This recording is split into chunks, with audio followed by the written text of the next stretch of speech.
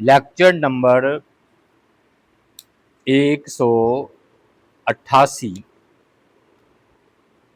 اور 99، یعنی کہ آج ہم انشاءاللہ 199 کا جو ہے نا شرف حاصل کریں گے سیرت النبی صلی اللہ علیہ وآلہ وسلم، اور ہم غزوہ خیبر کو جو ہے وہ بیان کر رہے ہیں۔ اور آج نا یہ جتنا بھی تقریباً میرے خیال 10 ہم نے لیکچر دیے ہیں اس پر، تو یہ 5 اور 6 گھنٹے بن جاتے ہیں۔ تو جو ہمیں نا فقہی احکامات یا ہمیں جو پتہ چلا کہ اس سے ہمیں کیا کیا سبق ملے، آج ہم اس کا جو ہے وہ بیان کریں گے۔ سب سے پہلی بات یہ ہے کہ یہ بھی استدلال کیا گیا ہے، دلیل دی گئی ہے کہ نبی علیہ السلام نے جو ہے نا حرمت والے مہینوں میں جو ہے نا کفار سے قتال کیا ہے۔ مطلب غزوہ خیبر ہے نا، یہ غزوہ خیبر محرم کے مہینے میں آپ تشریف لے گئے تھے ان کی طرف۔ تو اب جب حرمت والے مہینوں میں آپ تشریف لے گئے ہیں تو اس سے معلوم ہوا کہ حرمت والے مہینوں میں یہ ٹھیک ہے لڑائی، تو اس کا جواب صحیح یہ بنتا ہے کہ اس سے زیادہ کئی اور مواقع ہیں جس میں آپ صلی اللہ علیہ وآلہ وسلم نے حرمت والے مہینوں میں جنگ کا پلان بنایا یا منصوبہ بنایا یا پروگرام بنایا، جیسے بیعت رضوان ہے۔ اب یہ بیعت رضوان جو ہے نا، جو یہ کہتے ہیں حرمت والے مہینوں میں آپ صلی اللہ علیہ وآلہ وسلم نے جو ہے نا بیعت رضوان کی ہے، اور بعض نے کہا کہ یہ حرمت منسوخ ہو چکی ہے 4 مہینوں والی، لیکن صحیح بات ایسا محسوس ہوتا ہے قرآن و حدیث پر غور و فکر کرنے سے کہ 4 جو مہینے ہیں، ایک تو رجب ہے نا، ایک ذوالقعدہ، ذوالحج اور محرم، آغاز جنگ کا نہیں کرنا اپنی طرف سے، لیکن اب یہ تو نہیں نا کہ دشمن حملہ کر دے تو ہم چپ کر کے بیٹھے رہیں جی حرمت والا مہینہ ہے۔ یہ ایسے ہی ہے جیسے بیت اللہ میں لڑائی کرنا منع ہے، لیکن اگر آپ کو کوئی شہید کرنے کی کوشش کرے تو آپ اپنا دفاع تو کریں گے۔ تو اس لیے صحیح مسئلہ یہ معلوم ہوتا ہے کہ ٹھیک ہے آپ گئے ہیں محرم کے مہینے میں، لیکن ابن قیم جوزیہ رحمۃ اللہ علیہ نے یہ بات کہی کہ محرم کا نا آخر تھا تو جب آپ گئے ہیں، تو بہرحال مسئلہ ایسے معلوم ہوتا ہے کہ اس میں جنگ کرنا نا گناہ کبیرہ ہے، لیکن اگر کوئی آغاز کر دے کافر تو پھر ہم پیچھے نہیں ہٹیں گے۔ دوسرا مسئلہ، صحیح حدیث سے یہ بات معلوم ہوتی ہے کہ پالتو گدھے کا گوشت جو ہے وہ حرام ہے۔ اب دیکھیں نا 30 گدھے نکل آئے تھے اور شدید بھوک کی کیفیت تھی، صحابہ کرام نے تو اس کو جو ہے نا ذبح بھی کر لیا تھا، بلکہ ہنڈیوں میں ڈال بھی لیا تھا، پکا رہے تھے۔ آپ کا گزر ہوا تو آپ نے پوچھا یہ کیا؟ انہوں نے کہا جی گدھے ہم نے ذبح کیے ہیں، وہ پکا کر کھا رہے ہیں۔ آپ نے فرمایا الٹ دو۔ پہلے تو آپ نے فرمایا کہ نہیں یہ برتن ہی توڑ دو، پھر فرمایا چلو دھو لو۔ اس قدر یہ نا پالتو گدھوں کا جو ہے گوشت حرام، ہاں جنگلی گدھا جو ہے نا، جنگلی گدھا اس کا گوشت حلال ہے، اس لیے تو ہم لفظ پالتو بول رہے ہیں نا۔ اور بعض نے کہا کہ نہیں جی اس کے حرام ہونے کی وجہ نہیں تھی، یہ تھی کہ اس میں سے خمس ادا نہیں کیا گیا تھا۔ بعض نے کہا کہ وہ گندگی کھاتے تھے، لیکن نبی علیہ السلام نے خود وضاحت فرما دی کہ اس کو جو ہے نا ختم کرو کہ یہ ناپاک ہیں، گدھے کا گوشت آپ نے ناپاک کا ہے۔ تو بعض نے کہا کہ کھچڑوں کا گوشت کھانے سے بھی آپ نے خیبر کے موقع پر منع فرمایا، یہ بھی مسئلہ معلوم ہوتا ہے۔ اور اسی طرح درندوں میں سے ہر کچلی والا، یعنی کہ جس کے وہ دانت سے کھاتا ہے نا، کچلی اسے کہتے ہیں، تو وہ درندہ جو دانتوں سے کھائے، اور وہ پرندہ جو آڑ پنجے سے کھانے والے پرندے کے کھانے سے بھی آپ نے منع فرمایا، جو کہ اپنے پنجے سے کھاتا ہے نا پرندہ ہے، اس سے بھی آپ نے منع فرمایا، اور جو اپنے دانتوں سے گوشت چھیل پاڑ دیتے وہ کھاتا ہے، اس سے بھی آپ نے منع فرمایا، یعنی کہ درندے کھانے حرام۔ اور گندگی کھانے والے جانور پر سواری کرنے، اس کا گوشت کھانے اور اس کا دودھ پینے سے بھی آپ نے منع فرمایا۔ ہاں اگر اس کو باندھ کر اس کا جو ہے نا بدبو زائل ہو جائے اور دودھ یا پسینے سے بدبو دور ہو جائے تو اس پر سواری کرنا اور اس کا دودھ اور گوشت استعمال کرنا جائز ہے۔ تو یہ احکامات تھے جو کہ خیبر کے موقع پر آئے ہیں۔ خاص طور پر نا ایک اور حکم ہے متع کے بارے میں۔ تو بعض نے یہ کہا کہ یہ نا صحیح بات یہ معلوم ہوتی ہے کہ خیبر کے موقع پر آپ نے متع کو حرام قرار نہیں دیا، بلکہ فتح مکہ کے موقع پر متع کو حرام قرار دیا۔ تو صحابی بیان کرتے ہیں کہ فتح مکہ کے موقع پر ہم نبی علیہ السلام کے ساتھ تھے، تو آپ نے فرمایا کہ اے لوگو، میں نے تمہیں عورتوں سے متع کی اجازت دی تھی، بے شک اللہ تعالیٰ نے اسے قیامت کے دن تک حرام قرار دے دیا ہے، بس جس کے پاس متع والی عورتوں میں سے کوئی ہو تو وہ اسے چھوڑ دے، اور تم نے انہیں جو دیا ہو ان میں سے کوئی واپس نہ لو۔ متع کا مطلب ہوتا ہے فائدہ اٹھانا۔ پہلے یہ تھا کہ جنگی ماحول تھا، جہاد تھا، صحابہ کرام جایا کرتے دور دور، تو چلو جی کوئی سوٹ دیا، کوئی لباس وہ دیا، تو چلو یہ شروع میں نا ایسا تھا۔ تو لیکن نہ پھر نبی علیہ السلام نے اس کو حرام قرار دے دیا۔ اور ایک اہل علم کی جماعت کا گمان یہ ہے کہ آپ نے خیبر کے دن اس کو حرام قرار دیا، جہاں سے ہم بحث کر رہے ہیں۔ بعض لوگوں کا خیال ہے کہ یہ فتح مکہ کے موقع پر حرام ہوا، یہ تو سب قائل ہیں کہ پہلے جائز تھا، لیکن اس میں اختلاف ہے کہ حرام کب ہوا۔ بعض کہتے ہیں فتح مکہ کے موقع پر حرام ہوا متع، بعض کہتے ہیں خیبر کے موقع پر حرام ہوا، بعض تطبیق دیتے ہیں کہ خیبر کے موقع پر بھی حرام ہوا، پھر حلال قرار دے دیا گیا، پھر فتح مکہ کے موقع پر ابدی ہمیشہ کے طور پر حرام قرار دے دیا گیا۔ اس لیے امام شافعی رحمۃ اللہ علیہ فرماتے ہیں کہ متع کے سوا مجھے کوئی ایسی چیز معلوم نہیں جسے دو بار حرام قرار دیا گیا، یعنی کہ حرام قرار دیا گیا اور پھر جائز ٹھہرا دیا گیا، پھر حرام قرار دے دیا گیا ہو۔ دوسرے لوگوں نے ان کی مخالفت کرتے ہوئے کہا امام شافعی کی کہ متع کو فتح مکہ کے ہی موقع پر حرام قرار دیا گیا، اس سے پہلے یہ جائز تھا۔ حضرت علی رضی اللہ تعالیٰ عنہ نے متع اور پالتو گدھوں کی حرمت کی خبروں کو اکٹھا بیان فرمایا، یعنی کہ جہاں حضرت علی نے یہ فرمایا نا کہ پالتو گدھا حرام ہے، ادھر متع کو بھی انہوں نے کہا ہے یہ حرام ہے۔ تو یہ اس لیے انہوں نے بیان کیا کہ نا عبداللہ بن عباس ان دنوں ان کو جائز قرار دیتے تھے متع کو، تو پھر نا حضرت علی رضی اللہ تعالی عنہ نے ان کی تردید کے لیے نبی علیہ السلام کی جو ہے نا حدیثوں کو بیان کیا ہے۔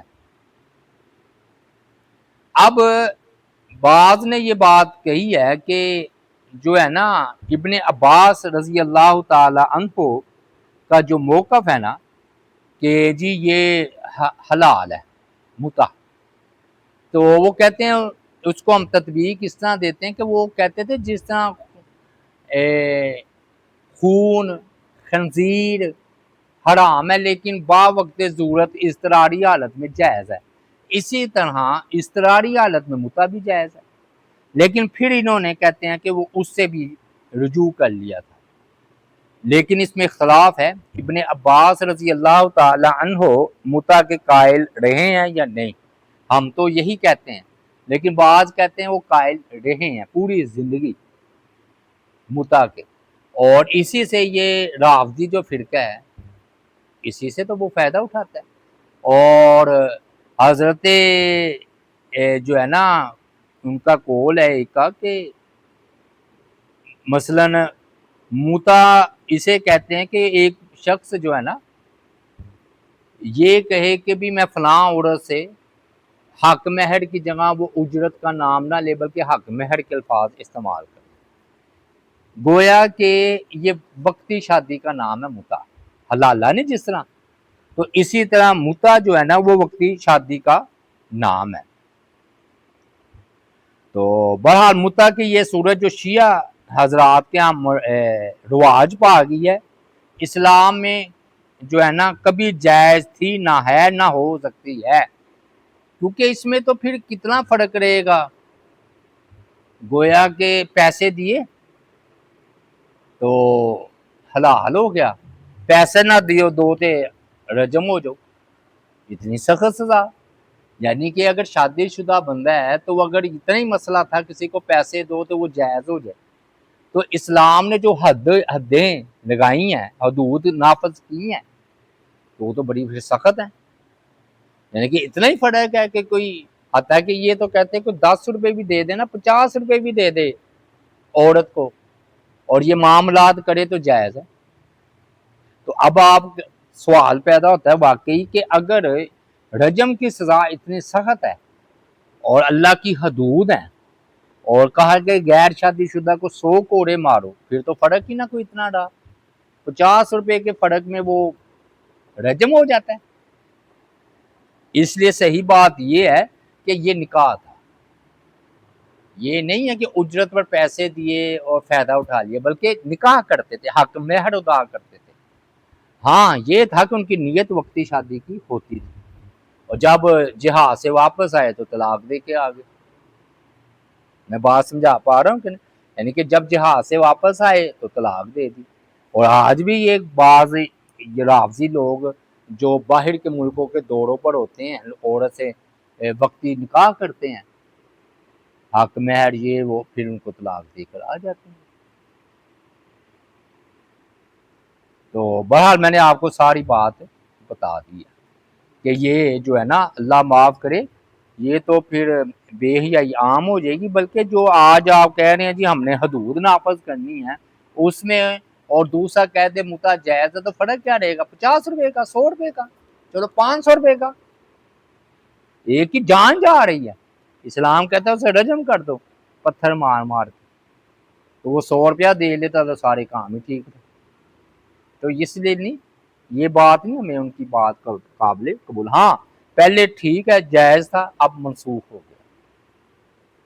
پھر یہ نا نبی علیہ السلام نے نا یہودیوں کو کہا تھا کہ تم کھیت اور باغات تمہارے پاس رہیں گے، تم ان پر جو ہے نا کام کرو تو ہم تمہیں جو ہے نا اس میں سے پیداوار دے دیا کریں گے۔ تو اس سے وہ بعد نے کہا کہ یہ مشارکہ اور مزاربت کی شکل ہے، تو یہ جو بندہ کہتا ہے کہ جی ہم کھیت جو ہے نا دینے کرائے پر یہ ناجائز ہے، تو یہ سب سے بڑی دلیل ہے مزارعت کا جواز، کہ بھی یہودیوں نے خود کہا تھا کہ ہم آپ یہ زمینوں پر کام کریں گے اور جو پیداوار ہوگی وہ آدھی آدھی ہو جائے گی، اور نبی علیہ السلام نے اس کو قبول فرمایا تھا۔ حالانکہ وہ اگر ہم غور کریں تو وہ سارا جو ہے نا ملکیت تو آپ کی تھی، تو گویا آپ نے ان کو کرائے پر دیا نا، کرائے پر دے کر تو ان سے آپ نے اجرت یا پیداوار وصول کی ہے۔ پھر نہ صلح کا بھی جواز ہے کہ نبی علیہ السلام نے فرمایا کہ یہودی جو ہے نا ہم جب چاہیں گے اس معاہدے کو فسخ کر دیں گے صلح کے. اب ہم صلح کر رہے ہیں تم سے، لیکن جب چاہیں گے تو یہ معاہدہ فسخ ہو جائے گا اور ہم تمہیں نکال دیں گے. اور یہ ٹھیک ہے، حضرت عمر رضی اللہ تعالیٰ عنہ نے اپنے دور میں ان کو پھر نکال دیا. اور قرائن کی بنیاد پر فیصلہ، یہ تھوڑا سا باریک مسئلہ ہے. اصل میں نا وہ آپ نے فرمایا کہ وہ جو تم سونے کے برتن دیا کرتے تھے شادی کے موقع پر، وہ کدھر گئے؟ تو انہوں نے کہا جی ہمارا تو سارا وہ خرچہ آ گیا جنگ پر. تو آپ نے فرمایا کہ اتنی جلدی وہ کیسے ختم ہو سکتا ہے؟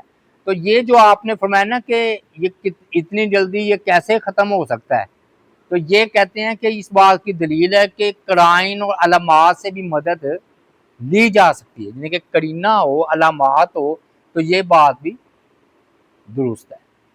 دیکھیں نا آپ نے کیا فرمایا کہ اتنی جلدی پیسہ ختم ہو گیا. آپ کے پاس دلیل نہیں تھی، آپ نے کہا لاؤ، پھر وہ آخر وہ ان کو لانا پڑا. تو نبی علیہ السلام نے جو ہے نا یہ قرائن کی بنیاد پر جو ہے نا وہ فیصلہ کیا ہے. اب ایک اور مسئلہ یہ ہے کہ حرام جانور اس کو ذبح بھی کر دیا جائے بسم اللہ پڑھ کر، وہ حرام ہی رہتا ہے. کہاں سے پتہ چلا؟ ہاں، جو گدے ذبح کیے نا، گدے صحابہ کرام نے خیبر کے موقع پر، تو وہ نام اللہ کے کیے ہیں لیکن وہ حرام ہی رہے ہیں.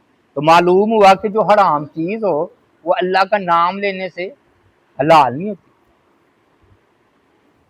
اور یہ حلال کا حکم جو ہے نا معقول اللحم، یعنی کہ وہ جانور جن کا گوشت کھایا جاتا ہے ان کے لیے ہے.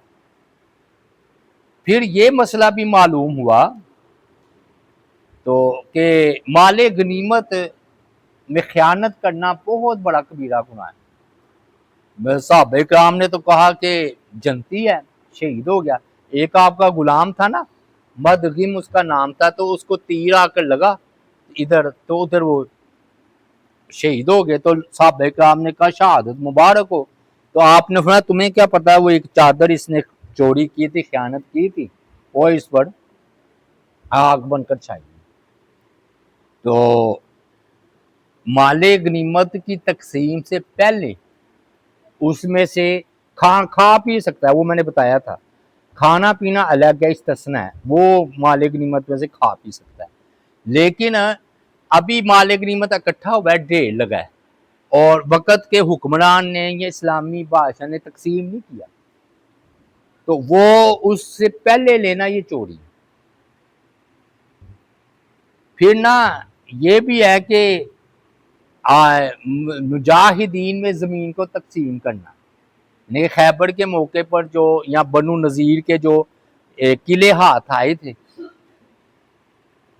اس پر تو جو ہے نا گھوڑے نہیں دوڑائے گئے تھے. تو نبی علیہ السلام نے پھر اس کو اپنے پاس رکھا اور کچھ جو مال غنیمت ہے وہ مجاہدین میں تقسیم کیا. اور اس سے یہ مسئلہ معلوم ہوتا ہے کہ آپ صلی اللہ علیہ وآلہ وسلم نے نا ان میں زمین جو ہے نا وہ تقسیم کی تھی. اور امام کو اس بات کا بھی اختیار ہوتا ہے کیا کہ جو جنگ میں جس نے حصہ نہیں لیا، جنگ میں جس نے حصہ نہیں لیا وہ جو ہے نا اس کو بھی دے سکتا ہے. کیسے؟ جعفر رضی اللہ تعالیٰ عنہ ادھر سے آئے حبشہ سے، تو نبی علیہ السلام نے خیبر کے موقع پر ان کو بھی حصہ دیا. فال لینا بھی جائز ہے. کیسے پتہ چلا؟ دو چیزوں سے. ایک تو یہ کہ آپ نے فرمایا جو خیبر کی طرف راستے جاتے ہیں بتاؤ، انہوں نے بڑے بڑے غلط شلط نام دیے، تو آپ نے نا ہر ایک کو رد کرتے گئے، آخر ایک انہوں نے نام بتایا تو آپ نے فرمایا یہ تو اچھا نام ہے، ادھر ہی سے چلو. تو فال جو ہے نا لی جا سکتی ہے. بلکہ یہ جو ہے نا نبی علیہ السلام نے جب دیکھا نا کہ انہوں نے لوگوں نے خیبر کے یہودی نکل رہے تھے، ان کے ہاتھ میں کدالیں تھیں، درنتیاں تھی، ٹوکرے دیکھے، تو آپ نے فرمایا خیبر برباد ہو گیا۔ یہ آپ نے فال لی تھی، کیسے کہ بھی جیسے کدال کے ذریعے عمارت کو ڈھایا جاتا ہے، تو آپ نے وہ دیکھنا کہ ان کے ہاتھ میں یہ اوزار ہیں، تو انہی سے آپ نے فال لے کر کے کہا کہ خیبر برباد ہو گیا۔ بڑا بریک استدلال ہے، سمجھ آئی بات؟ یعنی کہ کتنی بریک آپ نے فال لی ہے کہ آپ جب خیبر پر حملہ آور ہوئے ہیں تو وہ بے خبر تھے، تو وہ اپنے کھیتوں میں جا رہے تھے کام کے لیے، ہاتھ میں انہوں نے کدالیں پکڑی ہوئی تھی، تو آپ نے فرمایا خیبر برباد ہو۔ تو بہرحال اہل جو ذمہ ہیں ان کو جلا وطن بھی کیا جا سکتا ہے، جیسے نبی علیہ السلام نے فرمایا جب تک اللہ چاہے گا ہم تمہیں رکھیں گے اور جب چاہیں گے تمہیں نکال دیں گے۔ اگر یہ جو اقلیت ہم کہتے ہیں نا، اقلیتوں کے حقوق ہیں، اگر کوئی ہندو، عیسائی، سکھ اگر غلط حرکت کرے تو ہم بدلے کے طور پر ان کو ادھر سے نکال سکتے ہیں، جیسا نبی علیہ السلام نے کہا، اور حضرت عمر رضی اللہ تعالی عنہ نے ان کو نکال بھی دیا۔ جھوٹ بولنا بعض وقت جائز ہوتا ہے، یوں سمجھ لیں کہ اگر کسی کا نقصان نہ ہو اور اپنا فائدہ ہو اس میں، تو جھوٹ کی اجازت ہے۔ کہاں سے پتا چلا؟ ہاں، یہ جو صحابی تھے نا حجاج، یہ مسلمان ہوئے تھے تو انہوں نے کہا تھا اللہ کے رسول صلی اللہ علیہ وآلہ وسلم مجھے اس بات کی اجازت دیں کہ میں ان سے یہ بات کروں، ورنہ تو وہ مجھے میرا قرض واپس نہیں کریں گے۔ تو وہ اسلام بھی چھپایا اور نبی علیہ السلام کے خلاف بھی باتیں کی تاکہ ان کافروں سے اپنا مال لے لیں۔ تو اس لیے اگر کسی کا نقصان نہ ہو اور اپنا فائدہ ہو تو اس میں جھوٹ بولنے میں کہتے ہیں جی کوئی حرج نہیں ہے۔ اور اسی طرح نا سلیمان علیہ السلام کے پاس وہ عورتیں آئی تھی دو، جن کا بچہ جو ہے نا ایک لے گیا تھا بھیڑیا، تو وہ کہہ رہی تھی یہ میرا بچہ ہے، وہ کہتی تھی میرا بچہ ہے۔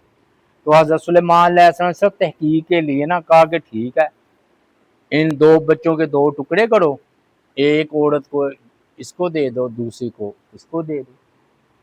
تو یہ انہوں نے جھوٹ نہیں بولا تھا، بلکہ حق بات کو ظاہر کرنے کے لیے انہوں نے یہ کام جو ہے وہ کیا تھا۔ پھر سے خیبر ہی کے واقعے سے یہ مسئلہ بھی معلوم ہوا کہ سفر کے درمیان بھی شادی کی جا سکتی، جیسا کہ نبی علیہ السلام نے صفیہ رضی اللہ تعالیٰ عنہ سے شادی کی، بلکہ آپ نے شب باشی فرمائی، یہ انہوں نے کہا ہے، اور آپ نے جو ہے نا ولیمہ بھی کیا ہے، یہ سارا اس سے معلوم ہوتا ہے۔ پھر یہ ہے کہ اگر کوئی زہر دے کسی کو تو بطور قصاص اس کو قتل کیا جا سکتا ہے، کیونکہ نبی علیہ السلام نے پہلے جس یہودی عورت نے آپ کو زہر دیا تھا آپ نے ان کو معاف کر دیا، لیکن وہ بشر صاحب بھی تھے ساتھ، وہ بشر بن بڑا وہ شہید ہو گئے، تو آپ نے پھر قصاص کے طور پر اس عورت کو قتل کروا دیا تھا، زینب اس کا نام تھا۔ تو معلوم ہوا کہ زہر کوئی کسی کو دے تو یہ قتل کرنا ہی ہے۔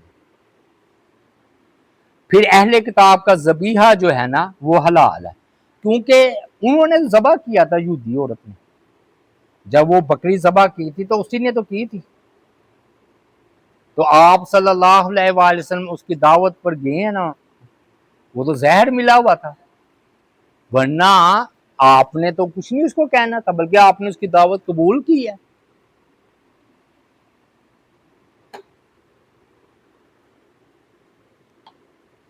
تو اور بھی مسئلے انہوں نے بیان کیے ہیں، دو تین کر کے ہم بات کو سمیٹتے ہیں۔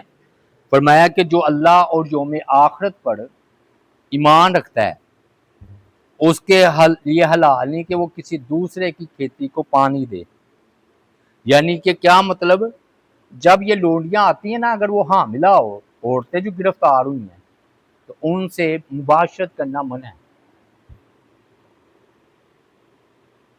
پھر سنیں میں نے کیا سمجھ آئی؟ یعنی کہ اگر حاملہ عورت ہے تو اس کے وضع حمل کا انتظار کیا جائے. ہمارے ہاں یہ سمجھا جاتا ہے نا کہ بس وہ جیسے ہی عورتیں قابو آئیں تو چلو سارے. نہیں, وہ کئی قوانین ہوتے. ان میں سے ایک قانون یہ ہے کہ جب تک وقت کا خلیفہ حکمران تقسیم نہ کرے تو وہ تقسیم نہیں ہوتی. دوسرا یہ ہے کہ اگر حاملہ ہو تو ان سے تعلق قائم کرنا منع ہے. اور یہ ہے کہ پھر استبراء رحم اسے کہتے ہیں, یعنی کہ ایک حیض کا انتظار کیا جائے گا, پھر پتہ چلے حیض آ گیا تو یہ دلیل ہوگی کہ اس کے پیٹ میں کچھ نہیں, پھر تعلق قائم کیا جائے گا, اس سے پہلے. اب یہ جو لوگ کہتے ہیں جی ادھر وہ فتح ہوا تو ادھر حملہ آور ہو گیا تو کہاں گئی جی بات, وہ تو پورا 1 مہینہ لگ سکتا ہے. تیسری بات یہ کہ آپ نے فرمایا کہ کسی کے جو اللہ اور یوم آخرت پر ایمان رکھتا ہو اس کے لیے یہ حلال نہیں کہ تقسیم سے پہلے مال غنیمت کو بیچے. اور یعنی کہ ابھی تقسیم نہیں ہوا, پتہ نہیں ملنا کہ نہیں ملنا, پتہ یہ ملے گا اور پہلے ہی اس کو فروخت کر دے کسی کے ہاتھ. یہاں یوں سمجھ لیں وہی مسئلہ کہ چیز اپنے قبضے میں نہیں ہے, آپ اس کو پہلے فروخت نہ کریں. اور جو شخص اللہ اور یوم آخرت پر ایمان رکھتا ہو اس کے لیے حلال نہیں کہ وہ مال غنیمت میں سے کسی جانور کو سواری کے لیے استعمال کرے, پھر جب لاغر ہو جائے کمزور ہو جائے تو اسے واپس کر دے. یعنی کہ فائدہ اٹھا لے مال غنیمت سے اور جب وہ کمزور ہو جائے تو پھر اس کو جو ہے وہ واپس کر دے.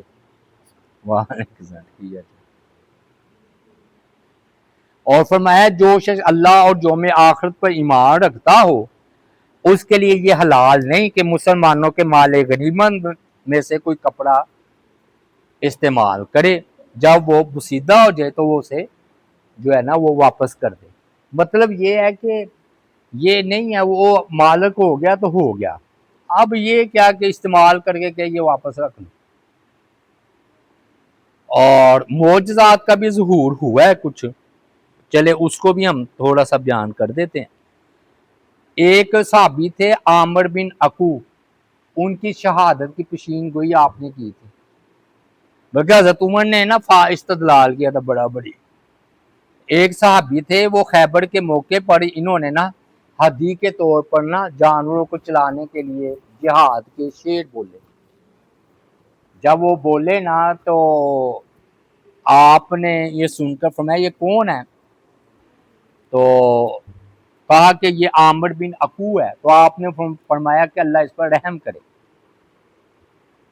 تو حضرت عمر رضی اللہ تعالی عنہ تو جو اپنے اونٹ پر سوار تھے بلند آواز سے کہنے لگے اللہ کے رسول آپ ہمیں عامر سے کچھ فائدہ اٹھانے دیتے ہیں, یعنی کہ آپ نے رحم کی دعا کی ہے تو شہید ہو جائیں گے یہ, تو آپ چلے ہمیں ان سے کوئی فائدہ اٹھانے دیتے.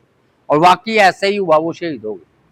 لیکن نبی علیہ السلام نے رحم کی دعا کی, حضرت عمر نے کیسا اس سے سبق نکالا اور واقعی وہ شہید ہو. اور پتہ ہے نا وہ پنڈلی کاٹ رہے تھے دشمن کی تو ان کی اپنی تلوار اپنے آ کر لگ گئی تھی. تو یہ معجزہ بھی ہے اور رحم کی دعا کی پار. خیبر کی تباہی کی بھی آپ نے پیشین گوئی کی. بعض نے کہا یہ اللہ تعالیٰ نے آپ کو پہلے بتا دیا تھا, بعض نے کہا آپ نے فعال لی ہے. جو جب آپ نے فرمایا کہ یہ جو نکل رہے ہیں کدالے لے کر درانتیاں لے کر ٹوکرے لے کر, تو یہ جو ہے نا چیز ٹوکرے لے کر یہ تو مسمار کرنے والی ہے نا, عمارت کو تباہ و برباد کرنے والی چیزیں ہیں. پھر نا ایک شخص کے جہنمی ہونے کی بھی آپ نے پیشین گوئی کی. وہ یہ کہ ایک شخص بڑا بڑھ چڑھ کر لڑ رہا تھا, تو لوگوں نے کہا کہ یہ تو شہید ہے, آپ نے فرمایا یہ تو جہنمی ہے. تو پھر کچھ صحابہ اس بات کو دیکھنے کے لیے اس کے پیچھے گئے, آپ نے فرمایا کہ یہ جہنمی ہے تو یہ تو بڑی بہادری سے لڑ رہا ہے, اور سے بہت زیادہ زخم آئے تو گرا ہے, تو وہ اپنے تکلیف برداشت نہ کر سکا اور خود ہی اپنے جو ہے نا تیر نکال کر اس نے اپنے آپ کو ہلاک کر لیا۔ تو نبی علیہ الصلوۃ والسلام نے فرمایا کہ اعلان کر دو کہ کوئی شخص جو مومن ہوگا وہی جنت میں جو ہے داخل ہوگا، اور اللہ تعالیٰ بعض اوقات فاسق اور فاجر کے ذریعے بھی دین کی مدد جو ہے نا کر دیتا ہے۔ پھر ایک معجزہ یہ ظاہر ہوا کہ حضرت علی رضی اللہ تعالیٰ عنہ کی آنکھیں دکھ رہی تھی خیبر کے موقع پر، تو پھر نبی علیہ الصلوۃ والسلام نے اپنا لاب دہن لگایا تو ان کی آنکھیں ٹھیک ہو گئی۔ پھر اس سے یہ بھی بات معلوم ہوئی کہ حضرت علی رضی اللہ تعالیٰ عنہ کی فضیلت، کہ فرمایا کہ میں جھنڈا کل ایسے شخص کو دوں گا جو اللہ اور اس کا رسول اس سے محبت کرتے ہیں اور وہ اللہ اور اس کے رسول سے محبت رکھتا ہے، یعنی کہ یہ دونوں طرف کی گواہی تھی کہ اللہ اور اس کے رسول بھی حضرت علی سے محبت رکھتے ہیں اور وہ بھی اللہ اور اس کے رسول سے محبت رکھتے ہیں۔ تو جھنڈا پھر حضرت علی کو ملا، اور باہر نے تو بڑا بریک استدلال پیش کیا ہے۔ غالباً محمد بن عبد الوہاب رحمۃ اللہ علیہ نے کتاب التوحید میں انہوں نے کہا کہ بعض اوقات تقدیر بندے کو وہ چیز بھی دے دیتی ہے جس کو بندے کو توقع نہ ہو۔ اب حضرت علی کی تو آنکھیں دکھ رہی تھی، تو وہ تو ناامید تھے، بلکہ بعض کہتے ہیں کہ ان کو مدینہ سے بلایا گیا یا دور تھے۔ تو اب جب ان کی آنکھیں جو دکھ رہی ہیں تو وہ تو امید نہیں رکھ سکتے تھے کہ مجھے جھنڈا دیا جائے گا۔ تو تقدیر بندے کو وہ چیز بھی دلا دیتی ہے جس کی بندے کو توقع اور امید نہ ہو۔ وہ شاعر نے کہا ہے نا کہ جاگنے والے کو محروم تمنا رکھا، سونے والے کو کہا جا ساری خدائی تیری۔ اللہ کے فیصلے ہیں۔ حضرت عمر حضرت ابو بکر کہتے ہیں ہم نے کبھی امارت کی خواہش نہیں کی، جب آپ نے فرمایا نا کہ یہ اس کی فضیلت ہے، صبح میں اس کو جھنڈا دوں گا تو ہماری خواہش ہوئی کہ جھنڈا ہمیں ملے۔ پھر بعض نے یہ بھی معجزہ پیش کیا جو میں نے بتایا تھا کہ جو زہر والی گوشت تھا نا بھنی ہوئی دستی، اس نے آپ سے کلام کیا اور کلام کر کے آپ کو بتایا کہ مجھ میں زہر ہے تو آپ اسے نہ کھائیں، لیکن وہ پھر بھی تھوڑا بہت اثر، میں نے کل وہ بات بتا دی، اثر کٹ گیا تھا، تو اس وجہ سے آپ کی وہ جو ہے نا وفات بھی ہوئی ہے۔ پھر نبی علیہ الصلوۃ والسلام نے جو ہے نا دعا کی، تو آپ کی دعا کی وجہ سے رزق کی بڑی فراوانی ہوئی ہے، تو کہ اللہ یہ بھوکے ہیں پیاسے ہیں ان کو رزق دے، تو اللہ تعالیٰ نے پھر قلعے فتح کروائے آپ کی دعا سے، اور اس میں گھی اور رزق کی فراوانی تھی۔ اور یاد رکھیے خیبر کے بعد مسلمانوں پر خوشحالی کا دور شروع ہوا، اور سب سے اہم مسئلہ باغ فدق کا، کہ جو ہمارے ہاں بھی اختلاف کرتے ہیں، حضرت فاطمہ الزہرا رضی اللہ تعالی عنہا نے بھی حصہ مانگا، تو ہم نے کہا تھا ہم اس کی بریکیوں میں نہیں جاتے، کوئی خطرہ ہے کہ کسی کی بے ادبی نہ ہو جائے۔ تو یہ ہے کہ 600 کہتے درخت تھے نبی علیہ الصلوۃ والسلام کے پاس، آپ کی ملکیت، جس سے آپ سالانہ اپنی بیویوں کا خرچہ نکال دیں، اور یہ خیبر کے بعد ہوا۔ تو یہ میں نے مسائل بیان کی ہیں آج، اسباق اور کچھ معجزات۔ تو اللہ تعالیٰ سے دعا ہے اللہ تعالیٰ کی ذات پاک عمل کی توفیق عطا فرمائے۔ یہ 199 لیکچر تھا، کل انشاءاللہ 190 ہوگا۔